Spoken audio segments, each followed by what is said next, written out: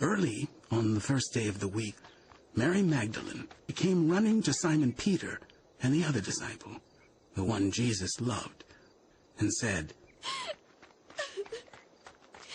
"They have taken the Lord out of the tomb, and we don't know where they have put him." So Peter and the other disciple started for the tomb. Both were running, but the other disciple outran Peter and reached the tomb first.